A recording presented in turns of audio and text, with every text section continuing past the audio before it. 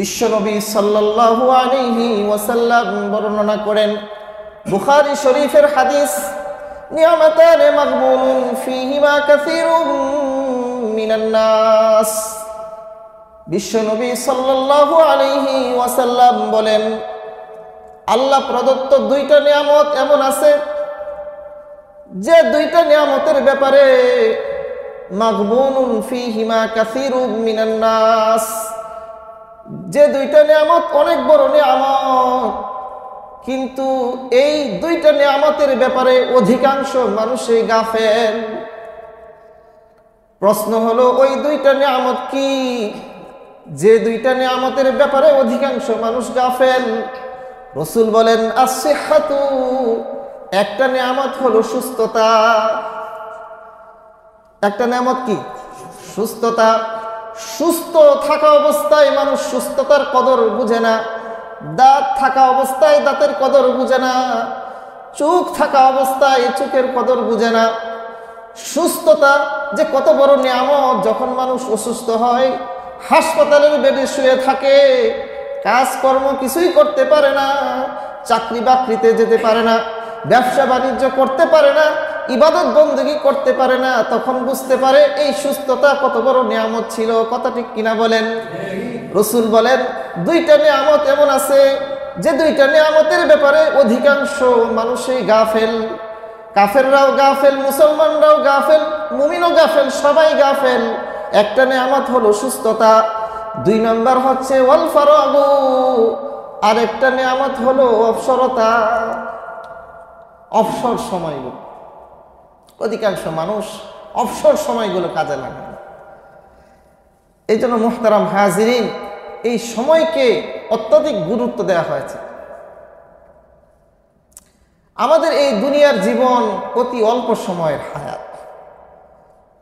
দুনিয়ার একটা নির্দিষ্ট সময় আছে না নাই? একটা নির্দিষ্ট সময়ের পরে আমরা কেউ থাকতে পারবো না। পৃথিবীর কোনো রাজা বাদশাহ, কোনো ক্ষমতা, কোনো কিছুই মানুষকে আটকে রাখতে পারে না। যত বড় ক্ষমতাধর হোক, পৃথিবী তাকে থাকতে দেয় না। যত বড় সম্পদশালী হোক, পৃথিবী নির্দিষ্ট সময় পরে তাকে থাকতে দেয় না। যত বড় বুজুর্গই হোক, পৃথিবী নির্দিষ্ট সময় পরে তাকে থাকতে দেয় না। তাহলে পৃথিবীতে থাকার একটা নির্দিষ্ট সময় আছে না নাই? একটা নির্দিষ্ট সীমারেখা আছে। পক্ষান্তরে আখিরাত, আখিরাত এটা হলো স্থায়ী ঠিকানা। পৃথিবী অস্থায়ী ঠিকানা, আখিরাত কি? স্থায়ী ঠিকানা। পৃথিবীতে থাকার একটা নির্দিষ্ট সময় আছে, এই সময়ে থাকার পরে আমাদেরকে চলে যেতেই হবে। পক্ষান্তরে আখিরাতে কোনো থাকার নির্দিষ্ট সময় নাই। আখিরাত হলো অনন্ত অসীমকালের যাত্রা, সেখানে সময়ের কোনো সীমারেখা নেই। এই জন্য মুহতারাম হাজিরিন, এই সময়কে আমি কিভাবে কাজে লাগাবো? পৃথিবীর প্রত্যেকটা প্রতিষ্ঠান, আপনারা যারা চাকরিজীবী আছেন সকলেই আমরা অবগত আছি, প্রত্যেকটা প্রতিষ্ঠানে নিজস্ব কিছু নিয়ম নীতি আছে, আছে না? থাকা অবস্থানের, চাকরির, আছে কি না? এই নিয়ম নীতিগুলো ফলো করা প্রত্যেকটা ব্যক্তির জন্য জরুরি, যিনি ওই প্রতিষ্ঠানে আছেন, তাই না? পৃথিবীর প্রত্যেকটা দেশের এই নির্দিষ্ট কিছু নিয়ম কানুন আছে। আমাদের বাংলাদেশের মধ্যে নিয়ম কানুন আছে, বাইরের কান্ট্রিগুলোর মধ্যে যখন আমরা যাই, সেখানে অবস্থানের নিয়ম কানুন আছে না নাই? পৃথিবীর প্রত্যেকটা জায়গা, প্রত্যেকটা স্থান, প্রত্যেকটা দেশ, প্রত্যেকটা প্রতিষ্ঠানে থাকা অবস্থানের একটা নির্দিষ্ট নিয়ম নীতি পদ্ধতি আছে, যেটা ফলো করা সকলের জন্যই আবশ্যক। প্রশ্ন হলো, এই জগতের মধ্যে, এটাও তো একটা জায়গা, এটা একটা জগৎ, তাই না? এই ইহজীবন, ইহকালে থাকার কোনো মূলনীতি আছে না নাই? মুহতারাম হাজিরিন, প্রশ্ন হলো, পৃথিবীর যে কোনো দেশ, যে কোনো প্রতিষ্ঠান, যে কোনো জায়গায় অবস্থানের জন্য, থাকার জন্য একটা নির্দিষ্ট নিয়ম নীতি আছে, যেটা ফলো করা, অনুসরণ করা সকলের জন্যই জরুরি। প্রশ্ন হলো, এই দুনিয়ার মধ্যে যে আমরা এসেছি, এই দুনিয়ার মধ্যে থাকার কোনো নিয়ম নীতি মূলনীতি আছে না নাই? বিশ্বনবী সাল্লাল্লাহু আলাইহি ওয়াসাল্লাম বলেন, একজন মুমিনের জন্য, একজন মানুষের জন্য, একজন মুসলমানের জন্য এই পৃথিবীর মধ্যে থাকার একটা নিয়ম নীতি এবং মূলনীতি রয়েছে। সুবহানাল্লাহ। বিশ্বনবী সাল্লাল্লাহু আলাইহি ওয়াসাল্লাম 1400 বছর আগে এই পৃথিবীতে থাকার মূলনীতি বর্ণনা করেছেন। তিনি বলেছেন, ইয়ামাল ফিদ দুনিয়া বিকদরি বাকাইকা ফিহা ওয়া আমাল লিল আখিরাতি বিকদরি বাকাইকা ফিহা। রাসূল বলেন, তুমি দুনিয়ার মধ্যে আমল করো ততটুকু পর্যন্ত, দুনিয়ার জন্য তুমি মেহনত করো। ইয়ামাল ফিদ দুনিয়া, দুনিয়ার জন্য তুমি মেহনত করো, দুনিয়ার জন্য তুমি চেষ্টা করো, দুনিয়ার জন্য তুমি কাজ করো ততটুকু পরিমাণ, যতটুকু পরিমাণ তুমি দুনিয়াতে থাকবে।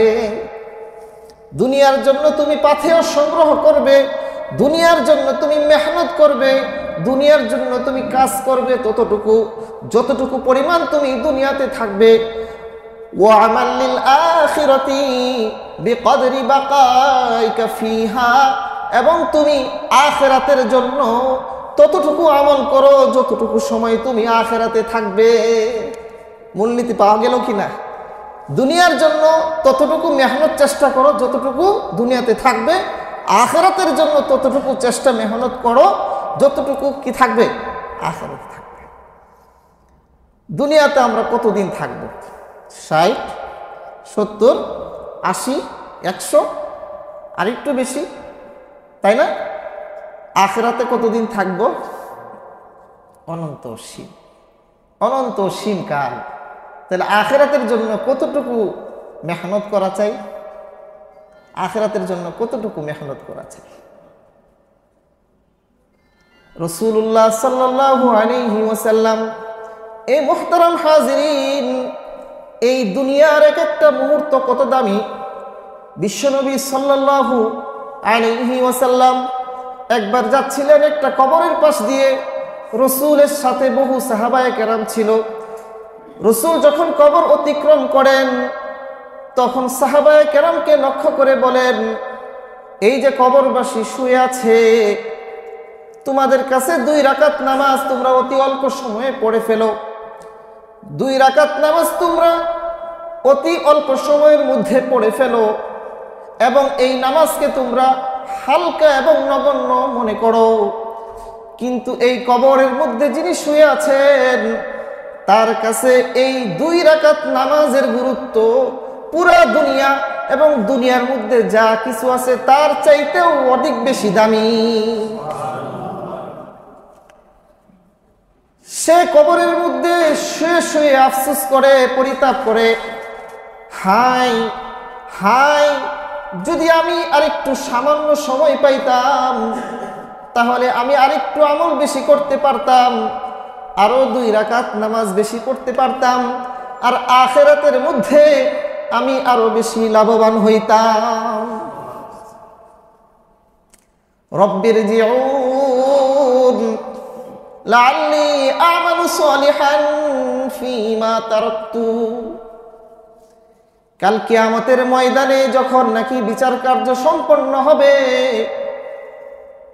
তখন যাদের ব্যাপারে জাহান্নামের সিদ্ধান্ত হবে, তখন তারা বলবে, রব্বির জিউন, হে আমার রব, আপনি আমাদেরকে আবারও দুনিয়ার মধ্যে একটু পাঠায় দেন, আমাদেরকে দুনিয়ার মধ্যে আবারও প্রত্যাবর্তন করার সুযোগ দেন। লাআল্লি আমালু সালিহা ফীমা তারাকতু, যাতে করে যে সমস্ত আমল করতে পারি নাই, যে সমস্ত আমলকে অবহেলার মধ্যে ছেড়ে দিয়েছি, ওই সমস্ত আমলগুলো যেন করতে পারি, এতটুকু আমাদেরকে সুযোগ দেন। আল্লাহ বলবেন, কাল্লা, কখনো না। আখিরাতে যাওয়ার পরে দুনিয়াতে আসা যাবে? ইয়াকুলু ইয়া লাইতানি কদ্দামতু লিহায়াতি, তারা বলবে, ইয়াকুলু ইয়া লাইতানি, হায় আফসোস, কদ্দামতু লিহায়াতি, আমরা আমাদের জীবনটাকে নষ্ট করে ফেলছি।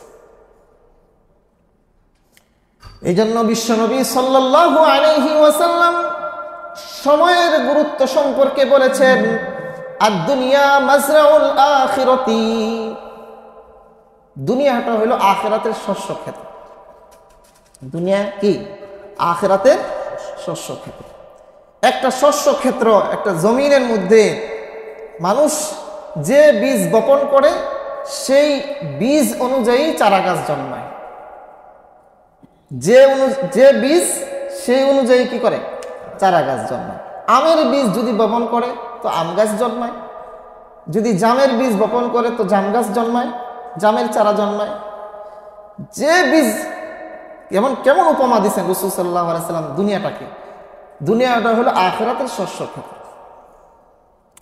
এখন প্রশ্ন হইল, তাহলে বীজটা কি? এই দুনিয়াটা যদি আখিরাতের শস্য ক্ষেত্র হয় তাহলে বীজ কি? আখিরাতের বীজটা কি? মুহতারাম হাজিরিন, আখিরাতের বীজ হলো নেক আমল কিংবা বদ আমল। এই দুনিয়ার মধ্যে যদি কেউ নেক আমলের বীজ বপন করে, কি আমলের বীজ? নেক আমলের বীজ। বীজ দুই প্রকার, একটা হলো নেক আমলের বীজ, আরেকটা হলো বদ আমলের বীজ। একটা হলো ভালো কাজ, নেক কাজ, আরেকটা হলো বদ কাজ, মন্দ কাজ। রাসূল বলেন এই দুনিয়াটা হলো আখিরাতের শস্য ক্ষেত্র। যদি কেউ এই দুনিয়ার মধ্যে থাকাকালীন সময়ে নেক আমলের বীজ বপন করে তাহলে এই নেক আমলের বীজ তার জন্য বিশাল বৃক্ষে পরিণত হয়ে যাবে। বিশাল বৃক্ষে পরিণত হওয়ার পর ওই গাছ তাকে ফুল দিবে, ওই গাছ তাকে ফল দিবে, ওই নেক আমলের গাছ তাকে ছায়া দিবে, তাকে কবরের মধ্যে ফল দিবে, তাকে কবরের মধ্যে ছায়া দিবে, তাকে হাসরের ময়দানের মধ্যে ফল দিবে, হাসরের ময়দানের মধ্যে ছায়া দিবে। অবশেষে এই নেক আমলের বৃক্ষ তাকে জান্নাতের মধ্যে পৌঁছায় দিবে। পক্ষান্তরে যদি কেউ এই দুনিয়ার মধ্যে বদ আমলের বীজ বপন করে, মন্দ আমলের বীজ বপন করে, সেটা তার জন্য কণ্টকাকীর্ণ বিষ বৃক্ষে পরিণত হবে, যেটা তার কবরের মধ্যেও কোনো ছায়া দিবে না, ফল দিবে না, হাসরের মধ্যেও কোনো ফল দিবে না, ছায়া দিবে না। অবশেষে তাকে জাহান্নামের মধ্যে নিক্ষেপ করবে। এই জন্য বিশ্বনবী সাল্লাল্লাহু আলাইহি ওয়াসাল্লাম উম্মতকে সতর্ক করে বলেছেন, আদ-দুনিয়া মাজরাউল আখিরাতি, এই দুনিয়াটা হলো আখিরাতের শস্য ক্ষেত্র।